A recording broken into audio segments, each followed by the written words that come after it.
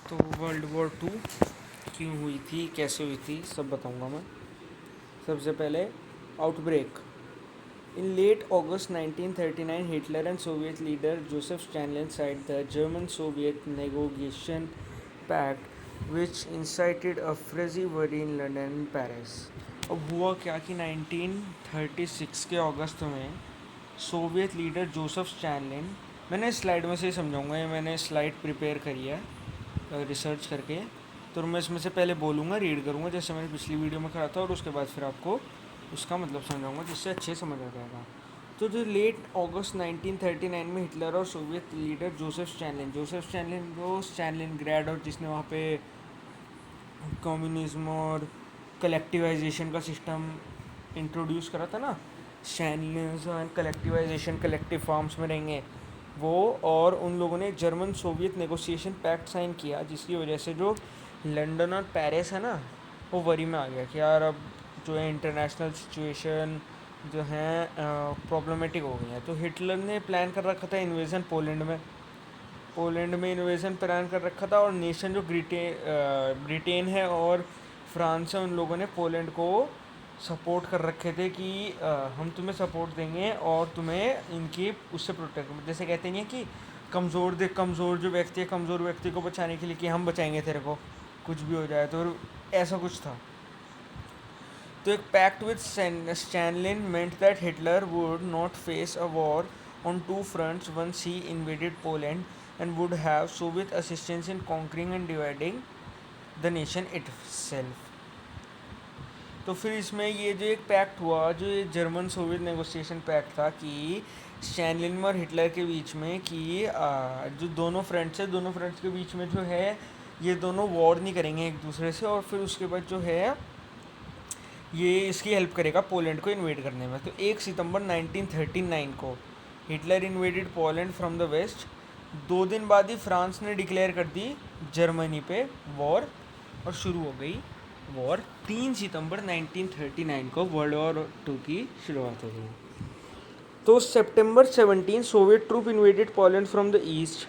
अब इन लोगों ने वेस्ट से कर रखा था जर्मनी ने, जैसे इसमें लिखा है ना यहाँ पे, जर्मनी ने एक सेकेंड कि जर्मनी कॉन्कर्ड इन 2 फ्रंट्स, है ना। तो फिर उसके बाद फिर इन लोगों ने ईस्ट से करने लगे, क्योंकि ईस्ट से इसलिए करा क्योंकि पोलैंड और यूएसएसआर में ना ईस्ट का डिफरेंस है कि मतलब पोलैंड के ईस्ट में यूएसएसआर है, तो फिर ईस्ट में ही करेंगे। तो फिर under the attack of both side Poland fell quickly, and by the early 1940 German and Soviet Union had divided control over the nation according to the secret protocol appended to the negotiation pact. तो जो negotiation pact था उस हिसाब से इन लोगों ने protocol करी, और प्रोटोकॉल के हिसाब से इन लोगों ने कंट्री का विभाजन करके डिवाइड कर ली। Stalin force then move to occupy the Baltic sea. Baltic sea मतलब बाल्टिक सी वो एरिया, बाल्टिक स्टेट्स तो वो एरिया, बाल्टिक सी इन स्टेट्स के बीच का एरिया जहाँ पे वॉर भी हुई थी एक बार बाल्टिक सी में। इंग्लैंड के जो शिप्स थे उन्हें पकड़ ले कब्जा लिया था, और फिर उसके बाद Estonia, Latvia, Lithuania and defeated resistant Finland in Russo Finnish war. तो फिर जो फिनलैंड है ना, फिनलैंड को रूसो फिनिश वॉर में हरा दिया, और बाल्टिक सी पे इन लोगों ने, बाल्टिक स्टेट्स पे इन लोगों ने कंट्रोल जमा लिया। एट सी मतलब Baltic sea, British German navy faced off in heated battle U submarine sink during 4 months of war. तो इसमें ये बता रखा है कि ब्रिटेन, जो मैंने बताया था ना, ब्रिटेन की हालत ख़राब, ब्रिटेन पे हमला कर दिया था बाल्टिक सी में, तो ये उसी बारे में है कि जर्मनी ने ब्रिटेन पे बाल्टिक सी में हमला कर दिया। दूसरा है world war 2 in the west. On April 9, 1940 Germany simultaneously invaded Norway and occupied Denmark and war began in the earth. तो जो है कि जर्मनी ने अब नॉर्वे और डेनमार्क को भी ऑक्यूपाई कर लिया। वो इसीलिए किया क्योंकि जो था ना हिटलर की मंशा थी कि वो पूरे यूरोप को कॉन्कर कर ले। डिक्टेटर था, अब तो नाजिज्म था, तो फिर नाजी था, और नाजी पार्टी का लीडर था, और वहाँ का डिक्टेटर था। तो फिर जो था इसने क्या किया, ये पूरा पोलैंड और मतलब जो एरिया पूरा यूरोप का था उसे वो करना चाहता था कंट्रोल। तो इसलिए अब इसने क्या किया, चल नॉर्वे और डेनमार्क पे भी हमला किया। On May 10 German force sweep through Belgium and Netherlands in what became known as blitzkrieg और लाइटनिंग वॉर। अब इन लोगों ने बेल्जियम और नीदरलैंड्स पे भी हमला कर दिया। 3 दिन बाद की जो ट्रूप्स थी उन लोगों ने म्यूस रिवर क्रॉस कर दी और struck in French force at Sedan located at the northern end of Maginot line, है ना। तो फिर हुआ क्या, इन लोगों ने मेजिनॉट लाइन पार कर दी सेडन के थ्रू, म्यूस रिवर पार करते ही ये लोग, जो फ्रांस फोर्स थी, फ्रांस की फोर्स ने इन्हें रोक लिया क्योंकि इन लोगों ने मेजिनॉट लाइन पार कर चुके थे। मेजिनॉट लाइन क्या हुआ है, जर्मनी और फ्रांस के बीच में एक प्रोटोकॉल हुई थी कि ये एक लाइन है, जैसे बॉर्डर नहीं होता वैसे ही एक बॉर्डर है मेजिनॉट लाइन। उस मेजिनॉट लाइन को ना फ्रांस की आर्मी वाले पार करेंगे और ना ही जर्मन आर्मी वाले पार करेंगे, लेकिन जर्मन आर्मी वाले ने पार कर दिया। The German broke through the line which their tanks and planned and continue to rear declare it useless. अब भैया लाइन ब्रोक कर दी तो फिर कुछ तो बहाना बनाएंगे, बहाना बनाने के लिए उन्होंने कहा है मेजिनॉट लाइन हम कुछ मानते नहीं है, यूजलेस। अब क्योंकि ये वीमर रिपब्लिक के टाइम पे बनाई गई थी लाइन। उसके बाद फिर with France on the verge of collapsing, Benito Mussolini of Italy put is pact of seal with Hitler into action and Italy declared war against France and Britain on June 10। अब France जो है, France की power थोड़ी कम हो रही थी, France की power भैया कम हो रही थी। इटली का जो डिक्टेटर था बेनितो मुसोलिनी, इसने क्या किया, इसने जैसे होता है ना मौके पे चौका मारने वाले टाइप्स, तो इसने मौके पे चौका मारा और उसके बाद फिर पैक्ट सील करा और फिर हिटलर के साथ पैक्ट करा और फिर 10 जून को इन्होंने 10 जून 1940 को इन लोगों ने हमला, मतलब वॉर डिक्लेयर कर दिया फ्रांस और ग्रेट ब्रिटेन पे। On June 14, German forces entered Paris. A new government was formed by Marshal Philippe Pétain, France hero of World War I, requested at armistice 2 nights later. France was subsequently divided into two zones, one under German military occupation and other under Pétain government installed at Vichy, France. अब वेची France नाम की एक जगह पे इन लोगों ने, Germans ने क्या किया, 14 जून को मार्शल फिलिप पेटाइन मार्शल फिलिप पेटाइन जो है ये फ्रांस का वर्ल्ड वॉर 1 का एक बहुत अच्छा फ्रीडम फाइटर या फिर हीरो बोल सकते हैं, जैसे होते हैं हमारे भगत सिंह हो गए या फिर मंगल पांडे हो गए, 1857 के रिवोल्ट वाले मंगल पांडे, झांसी की रानी, ऐसा कुछ मंगल पांडे टाइप्स जो था। इसने क्या किया, इसे इन लोगों ने डिक्लेयर करा कि एक नई गवर्नमेंट बनाओ और ये उस गवर्नमेंट का लीडर होगा, और 2 जोन्स में डिवाइड कर दी, एक तो मार्शल की लाइन, एक तो मार्शल का जोन होगा और दूसरा जोन जो होगा वो अंडर होगा फ्रांस का जर्मनी में, जो पेरिस में एंटर हो गए थे क्योंकि वो। Hitler now turn to attention to Britain which had a defensive advantage of being separate from the continent through the English channel. अब हिटलर जो टर्न हुआ ब्रिटेन की ना एक वो है कि ब्रिटेन एक आइसलैंड है, वो यूरोप से डिफरेंट है, तो फिर ये लोग कुछ कर नहीं सकते, ज़्यादा कुछ कर नहीं सकते थे क्योंकि ये तो लैंड ट्रूप्स थी, तो फिर लैंड ट्रूप से टैंक्स, ट्रूप्स, ट्रक और फायर भी कर सकते थे, तो या फिर कैनन फायर कर सकते थे और फ्लाइट लेके जा सकते थे, तो फिर ये सब कर सकते थे। लेकिन वो इंग्लिश चैनल के थ्रू डिफरेंस थी, और वहाँ की जो रॉयल नेवी थी ना उस टाइम की, बहुत ही पावरफुल नेवी थी। ऐसी नेवी जर्मनी पे थी नहीं क्योंकि जर्मनी लैंड वाला एरिया था, उनके पास नेवी नहीं थी, है ना। तो फिर उसके बाद continent by the English channel, फिर उसके बाद German plan bomb Britain extensively through the summer 1940 including night raids in London and through the industrial centre cause heavy rain civilization casualties and damage. अब हुआ क्या कि समर 1940 में Germany ने क्या किया, जर्मनी ने हमले करने शुरू करे लंदन पे, लंदन में बम फोड़ रहे हैं, वहाँ पे फिर रेड मार रहे हैं, जैसे होती नहीं कि किसी के घर में जाके घुस जाओ और फिर उसके बाद सामान तहस नहस कर दो, रेड जैसे लोगों के घर में पड़ती है, किसी कोई अगर ब्लैक मनी वाले तो नहीं है, उनके घर में रेड पड़ रहा है। Royal Air Force eventually defeated the Luftwaffe in the battle of Britain and Hitler postponed his plan to invade. क्योंकि उनकी आर्मी ज़्यादा पावरफुल थी। अब रॉयल आर्मी एयरफोर्स थी जो, उसने जर्मन एयरफोर्स को बहुत बुरा हराया बैटल ऑफ ब्रिटेन में। तो फिर हिटलर पीछे हट गया कि अभी टाइम नहीं है करने का। तो फिर with Britain defence resources push to limit, prime minister Winston Churchill का नाम सुना होगा, Churchill began receiving crucial aid from the US under the Lend-Lease Act। अब एक Lend-Lease Act US के साथ साइन हुआ था जिसमें यूनाइटेड स्टेट्स जो है अपने एलाइज को वर्ल्ड वॉर 2 और आगे के कॉन्फ्लिक्ट्स में 1941 में पास हुआ था कि आगे के जब भी कोई वॉर या फिर कॉन्फ्लिक्ट होंगे हम लोग आपको लीज पे लीज पे हम लोग आपको हम रिसोर्सेज अपने मिलिट्री रिसोर्सेज सप्लाई कराएंगे और बहुत ही मिनिमम लीज होगी जितनी इन लोगों ने मतलब तय करी होगी। तो फिर उसके बाद इन लोगों ने इन्हें रिसोर्सेज प्रोवाइड कराने लगे ग्रेट ब्रिटेन को, जो कांग्रेस पास बाय कांग्रेस इन अर्ली 1921। इसीलिए ब्रिटेन ने अपने डिफेंसिव रिसोर्सेज को पुश करा और फिर उसके बाद अपने आप को बचाने की कोशिश करी। अब एक आया operation Barbarossa. Operation Barbarossa By early 1941, Hungary, Romania, Bulgaria had joined the Axis and German troops over in Yugoslovakia and Greece that April.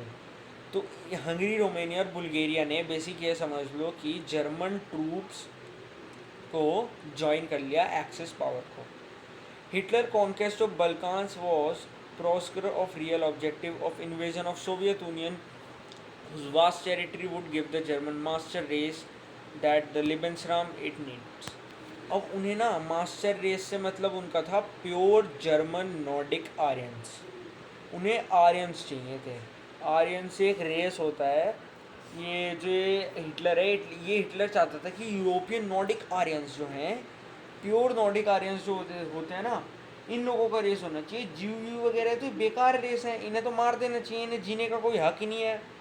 तो फिर उसने एक सिस्टम लिबेंसराम निकाला था कि प्योर जर्मन नॉर्डिक आर्यन जहाँ जहाँ होंगे वहाँ वहाँ ऑक्यूपाई करो और जहाँ जहाँ जियोगे वहाँ वहाँ ऑक्यूपाई करो। लिबेंसराम मतलब लिविंग स्पेस की, मतलब उस स्पेस को इतना ज़्यादा बढ़ा दो कि अपने लैंड की टेरिटरी को इंक्रीज़ करो।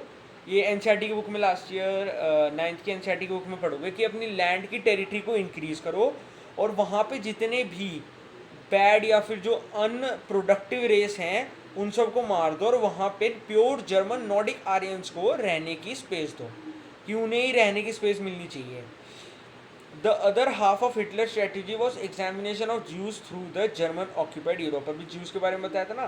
Plan for the final solution was introduce around the time of Soviet offensive and over the next 3 years more than 4 million Jews would perish in the death camps establish in occupied Poland. अब जो इन लोगों ने Poland occupy करा था तो Poland में Jews भी होते हैं।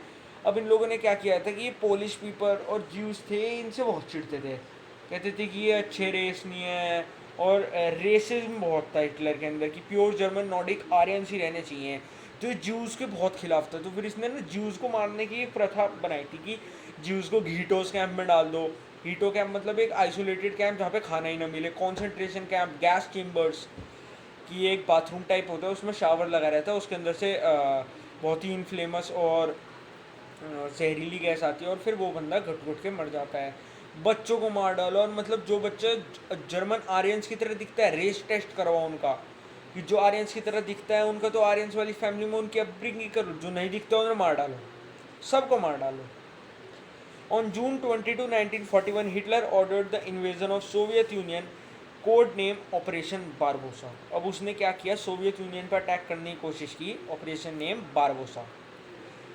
Through Soviet tanks and aircraft greatly outnumbered the German, the air technology was largely obsolete, and the impact of surprise invasion helped Germany get within 200 miles of Moscow by mid-July. और mid जुलाई 1941 में उन लोगों ने ऐसा मतलब operation करा, secret surgical strike types, कि ये लोग जो मॉस्को है ना, पहले तो उस टाइम पे यूएसएसआर था, यूएसएसआर तो इस एरिया तक था बिल्कुल फैला हुआ, ये जो एरिया पोलैंड है, पोलैंड की बाउंड्रीज वगैरह। तो फिर वो लोग पोलैंड की बाउंड्रीज से इतना अंदर घुस गए कि वो लोग मॉस्को तक पहुंच गए थे। और फिर उसके बाद आर्ग्यूमेंट बिटवीन हिटलर एंड लेकिन उसके बाद फिर उसके हिटलर और कमांडर थे उनके बीच में आर्ग्यूमेंट हुआ और फिर जो एडवांस मतलब और अंदर जाने का जो प्रक्रिया थी वो वो रुक गई, डिले हो गई अक्टूबर 1941 तक। उनके बीच में थोड़े कॉन्फ्लिक्ट चलते रहे। On this world war two in Pacific, अब पैसिफिक में world war two. On December 7, 1941, 390 Japanese aircraft attacked the major US naval base at Pearl Harbor in Hawaii, taking the American completely by surprise and claiming the lives of more than 2,300 troops. अब भैया America war को हुआ क्या कि सबसे पहले world war 1 हुई। World war 1 के कारण जो थी, इन लोगों ने ज़्यादा पैसा छापना शुरू कर दिया। इन लोगों ने, कौन थे ये, जर्मन्स ने, कि इनकी वर्ल्ड वॉर वन की नीड्स पूरी नहीं होती, इन्होंने पैसा उता का पैसा छापना शुरू कर दिया। उस टाइम पे इनकी पैसे थी मार्क्स। अब मार्क्स की वैल्यू इतनी बढ़ गई, इतनी बढ़ गई, $1 करीब 1 मिलियन मार्क्स के लिए हो गया। और लोगों को जो ये नहीं बोलते बग्गी और ट्रकों ट्रकों में पैसे भर के लेके जाना पड़ रहा था एक लोफ ऑफ ब्रेड लेने के लिए, इतनी पैसे की वैल्यू गिर गई थी। तो फिर इसे बचाने के लिए क्या किया इन लोगों ने, ब्रिटिशर्स ने एक सिस्टम ऑर्गेनाइज कराया कि जिससे ये लोग जर्मनी को जस्ट फॉर नोबल कॉज बाहर निकालें। अब हुआ क्या, इसके चक्कर में इनका जो रियल एस्टेट बिजनेस था, जिसे बोलते थे ग्रेट स्टॉक एक्सचेंज टावर था एक, वो क्रैश हो गया। मतलब उनकी इकोनॉमी ध्वस्त हो गई, बिल्कुल इकोनॉमी उनकी क्रैश हो गई, जिसकी वजह से वहाँ पे ग्रेट इकोनॉमिक डिप्रेशन आया। पूरे वर्ल्ड में ग्रेट इकोनॉमिक डिप्रेशन का इफेक्ट हुआ, ठीक है। तो फिर attack on Pearl Harbor serve to unify, तो फिर उसके ग्रेट डिप्रेशन है ना, ग्रेट डिप्रेशन की वजह से वर्ल्ड वॉर वन हुई। वर्ल्ड वॉर वन में भी उन्हें बहुत लॉसेस हुए, ग्रेट डिप्रेशन भी हुआ। इस वजह से इन लोगों ने कहा कि यार अब वर्ल्ड वॉर नहीं करेंगे, अब बहुत हो गया, अब नहीं करेंगे वर्ल्ड वॉर। लेकिन अब तो भैया 360 जैपनीज एयरक्राफ्ट थी यूएस नेवल बेस पे, अब इन्हें भी तो रिटेलिएट करना ही था। अब हुआ कि 2300 जो हैं इनके ट्रूप्स भी मर गए। तो फिर उसके बाद जो पर्ल हार्बर का अटैक था ना, पर्ल हार्बर के अटैक ने वहाँ पे इतनी दंगाई फैला दी कि अब तो अटैक करना ही पड़ेगा, अब तो वर्ल्ड वॉर में जाना ही पड़ेगा। वहाँ के लोग इतने ओपिनियन करने लगे कि वर्ल्ड वॉर में घुसो घुसो, वर्ल्ड वॉर में घुसो, वर्ल्ड वॉर में। तो 8 दिसंबर को वहाँ की जो पार्लियामेंट या फिर कांग्रेस बोलो, उसने वोट करा और यूनिलैटरली लोगों ने वोट करा कि हमें वर्ल्ड वॉर वन में जाना है। तो फिर उसके बाद वो लोग वर्ल्ड वॉर वन में आ गए। Germany and other axis power promptly declared war on United state. अब जर्मनी थी वो तो अलाइड के पास गए, तो फिर जर्मनी ने और एक्सिस पावर ने कहा कि अब यूएसए पे भी वॉर हमने डिक्लेयर कर दिया है। तो फिर उसके बाद क्या है, फिर उसके बाद लेकिन वॉर चलती रही। लेकिन स्टार्टिंग में जून 1942 तक जो था जापान जीतता रहा विक्ट्री में। जैसे बैटल ऑफ मिडवे हुई थी, उस बैटल ऑफ मिडवे में यूएस पैसिफिक फ्लीट्स, जो पैसिफिक ओशन में यूएस की फ्लीट्स थी, फ्लीट्स मतलब नेवल शिप्स, उन्हें ध्वस्त कर दिया और उसके बाद जापान जीत गया। फिर उसके बाद अलाइड जो थी ना, 1942 अगस्त से लेके फरवरी 1940 तक इन लोगों ने जापान की नाक में नकेल कस रखी थी, जापान को बहुत बुरी तरीके से हराया। तो फिर उसके बाद क्या, मिड 1943 में allied naval force began to aggressively counter attack against Japan, island hopping strategy. अब आइसलैंड हॉपिंग स्ट्रेटजी के जो थी, इनकी बहुत ही सक्सेसफुल स्ट्रेटजी थी, जिसके कारण इन लोगों ने जापानीज़ के आइसलैंड इन्होंने कब्जा लिए थे, इनके जापानीज़ के होमलैंड्स तक में घुस गए। छोटा सा वो जो होमलैंड है जापान का, उस तक में घुस गए। अब हुआ क्या, आइसलैंड हॉपिंग स्ट्रेटजी। अब ये आइसलैंड हॉपिंग स्ट्रेटजी एक मिलिट्री स्ट्रेटजी यूनाइटेड स्टेट्स की थी, जिसमें it was where the force only concentrated their resources, setting up military supplies and strategical importance। तो मतलब जो चीज़ें उनके लिए स्ट्रेटेजिकली इंपॉर्टेंट थी, जैसे मानो उस टाइम पे वहाँ पे उन लोगों ने उनके आइसलैंड में कब्जा लिया और वहाँ पे अपने रिसोर्सेज रखने शुरू कर दिए, जिससे वो लोग वहाँ अगर कब्जा करें तो फिर हम वापस उन्हें रिटेलिएट करें। जैसे इन लोगों ने पूरा कवर कर दिया था उस एरिया को, उस एरिया के चारों तरफ जितने भी आइसलैंड थे ना, हर एक island, each and every island पे यूएसए का कब्जा था, जिसके कारण जो जापान था वो पूरी तरीके से बंद गया था। ना तो वो एक्सिस पावर के साथ कम्युनिकेट कर पा रहा था अच्छे से, और अलाइड ने तो उसे घेर ही रखा था। अब toward allied victory in world war two, अब वर्ल्ड वॉर टू की अलाइड विक्ट्री की तरफ। Mussolini government fell in 1943 through allied fighting against the Germans in Italy would continue till 1945। अब जो यूएसए में जो इटली है, इटली भी एक एक्सिस पावर थी। अब एक्सिस पावर थी कौन कौन सी, मेनली 3 एक्सिस पावर थी, जापान, इटली और जर्मनी का बता दिया हिटलर, इटली का बता दिया। इटली में तो वहाँ के वो होते हैं जो अभी भी होते हैं, एम्परर होते हैं। और फिर उसके बाद जो मुसोलिनी की जो गवर्नमेंट थी, वहाँ इटली डेमोक्रेटिक गवर्नमेंट थी, और वहाँ की जो मुसोलिनी गवर्नमेंट थी, बेनितो मुसोलिनी, उसकी गवर्नमेंट 1943 जुलाई में गिर गई उसकी सरकार। और लेकिन तब भी वो लोग 1945 तक जर्मनी की मदद करते रहे। 1945 पे तो ख़त्म ही हो गई थी world war two. The world war two on eastern front, a Soviet counter offensive launched in November 1942 ended to a bloody battle of Stalingrad, which had seen some fierce combat war. Approaching winter along the dwindling food and medical supplies spelled the end of German troops there, and last of them surrendered in 1931 January 1943 sorry 31 जनवरी 1943। अब जो battle of स्टैलिनग्राड हुआ वो बहुत ही खूनी battle था। अब दोनों side जो सोवियत यूनियन है और जर्मनी, दोनों साइड के सब लोग मरे, लेकिन एंड में जो हुई सोवियत यूनियन, एंड में जो हुई जर्मनी की आर्मी इतनी नहीं थी कि वो बैटल ऑफ स्टैलिनग्राड जीत सके। तो बाकी के जो जितने भी फोर्स वाले लोग थे उन्होंने एंड में सरेंडर कर दिया। 6 जून 1944 was celebrated as D-Day. D-Day. The Allies began a massive invasion in Europe, launching 156 British, Canadian, American soldiers on the beaches of Normandy, France. In response, Hitler poured the remaining strength of his army into Western Europe, ensuring German defeat in East. Soviet troops soon advanced in Poland, Czechoslovakia, Hungary, Romania, while Hitler gathered his force to drive the American British back from Germany in the Battle of Blurch, the last major German offensive of the war. अब हुआ क्या, 1944 6 जून 1944 में इन लोगों ने D day celebrate किया। इन लोगों ने क्या किया, एक जगह हिटलर के वेस्टर्न फ्रंट पे इन लोगों ने हमला करना शुरू कर दिया। अब हिटलर के पास आर्मी की कमी पड़ रही थी तो उसने ईस्टर्न फ्रंट से आर्मी मंगाई अपनी। अब उसने ईस्टर्न फ्रंट से आर्मी मंगा के ये जो 1.5 लाख ये जो ब्रिटिशर्स कैनेडियन ये सोल्जर्स थे, इन्हें वेस्टर्न फ्रंट पे इनसे लड़ने लगे।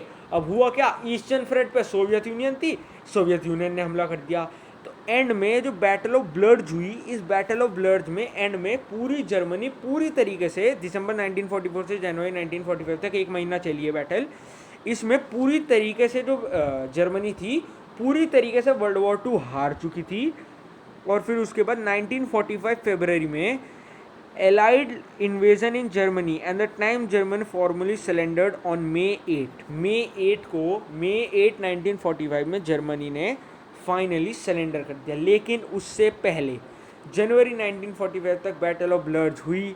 बाद में पता चल गया हिटलर को, यार अब तो कुछ ही नहीं बचा। तो हिटलर और उसका जो मिनिस्टर था गॉबलेस जो मिनिस्टर था उसका, हिटलर और हिटलर का मिनिस्टर गॉबलेस एक बर्लिन बंकर थे। एक बर्लिन बंकर में उन लोगों ने सुसाइड कर दिया। क्यों? इस डर से कि इनके साथ वैसा ना हो जैसा उन लोगों ने पॉलिश सिटीजन्स और ज्यूज़ के साथ किया था। War ends at the Potsdam conference of January August 1945, US President Harry S. Truman, who led the take office after Roosevelt's death in April, Churchill and Stalin discussed the ongoing war with Japan as well as peace settlement with Germany. अभी क्या है, US president Churchill और स्टैनलिन। Churchill कौन का था? Churchill था वहाँ का प्राइम मिनिस्टर यूनाइटेड किंगडम का, और स्टैनलिन जोसेफ स्टैनलिन वहाँ का जो डिक्टेटर था सोवियत यूनियन का, मतलब कम्युनिस्ट बोल सकते हैं। तो जो उसने था उसने पीस सेटलमेंट तो जर्मनी में हो गई थी, अभी जापान के बारे में सोच रहे थे जापान का क्या करें। तो पोस्ट वॉर जर्मनी जो थी, जर्मनी 4 डिवाइड में हुई थी, Soviet Union, Britain, USA and France.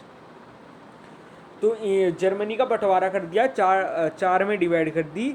On the division matter eastern Europe future, Churchill and Truman acquiesced to Stalin and they needed Soviet corporation in war against Japan.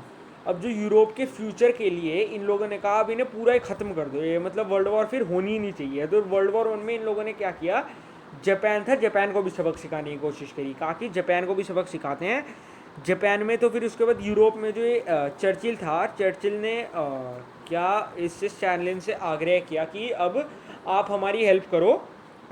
अब England और Britain, मतलब great Britain, England नहीं, great Britain और Russia फिर Soviet union, कुछ ही कह सकते हो, ये मिल करके जापान के साथ इन लोगों ने वॉर करी। और उसके बाद फिर मैनहट्टन प्रोजेक्ट में इन लोगों ने एक एटॉमिक बॉम्ब क्रिएट किया, और हिरोशिमा और नागासाकी में अर्ली अगस्त में एक एटॉमिक बॉम्ब क्रिएट किया।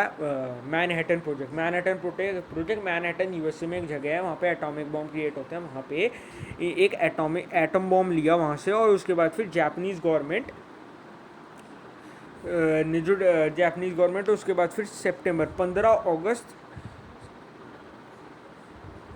फिर उसके बाद क्या किया इन लोगों ने फिर उसके बाद इन लोगों ने क्या किया, नागासाकी और हिरोशिमा में अगस्त की स्टार्टिंग में फोड़ दिया। अब हुआ क्या, नागासाकी और हिरोशिमा में इतना ज़्यादा ध्वस्त हो गया बिल्कुल एटॉमिक बॉम्ब की वजह से। अभी दिखाता हूँ मैं आपको इमेज, ये हिरोशिमा और नागासाकी, ये दो images, this and this, Hiroshima and Nagasaki. ये atomic bomb casualties Hiroshima and Nagasaki के में इतनी कैजुअलिटीज़ हुई बहुत ज़्यादा। तो फिर उसके बाद फिर वर्ल्ड वॉर 2 में फिर जापान था, जापानीज गवर्नमेंट ने घुटने टेक दिया, और उसके बाद फिर उन लोगों ने कहा कि अब नेगोशिएट करने के लिए तैयार हैं। तो पोट्सडाम डिक्लेरेशन सितंबर 2 यूएस का जो जर्नल था उन लोगों ने फॉर्मली पोट्सडाम डिक्लेरेशन जो था, ये डिक्लेरेशन था जो सितंबर 2 में जापान ने भेजा था यूएस से। और यूएस का जो जनरल थे डगलास मैकआर्थर, उन लोगों ने यूएस का सरेंडर जापान का सरेंडर एक्सेप्ट कर लिया, और सरेंडर एक्सेप्ट कर लिया मैसूरी नाम की जगह में, टोक्यो बे मतलब टोक्यो के आसपास का जो बे है, बे बोलते हैं कि आसपास का जो समुद्री इलाका है, वहाँ पे एक मैसूरी नाम की एरिया था। उस मैसूरी नाम के एरिया में मैकआर्थर, वहाँ जब यूएसए के जनरल थे, उन्होंने एक्सेप्ट कर लिया इनका कि अब हम सरेंडर कर रहे हैं, जिसे बोल देते पोट्सडाम डिक्लेरेशन। ये बहुत इंपॉर्टेंट है, पोट्सडाम डिक्लेरेशन, ये पोट्सडाम डिक्लेरेशन। कैजुअलिटीज़, अभी ये इमेजेस कैजुअलिटीज़ की देखो, हिरोशिमा नागासाकी की इमेजेस हैं ये, और ये हिरोशिमा और नागासाकी, ये रही। ये देखो कितने बड़े स्मोक क्लाउड्स आ रहे हैं जब एटॉमिक बॉम्ब इन लोगों ने किया। और ये वर्ल्ड वॉर कैजुअलिटीज़ की, वर्ल्ड वॉर में कितने लोगों की डेथ हुई थी, कैसे डेथ हुई थी। ये रशिया का एरिया है, मॉस्को का एरिया, वहाँ कितने सारे लोग मरे हुए हैं। और ये आज तक की वर्ल्ड की सबसे, क्या कह सकते हैं कि सबसे ज़्यादा कैजुअलिटीज़ होने वाली वॉर थी, गॉड से कभी ना हो। इसके अंदर मोर देन 1 करोड़ लोग मरे थे, मोर देन 1 करोड़ लोग। चलो, दैट्स फॉर नाउ, आज का सेशन ख़त्म होता है। Thank you, please you subscribe to my channel and stay tuned and do press the bell icon to stay tuned. Thank you.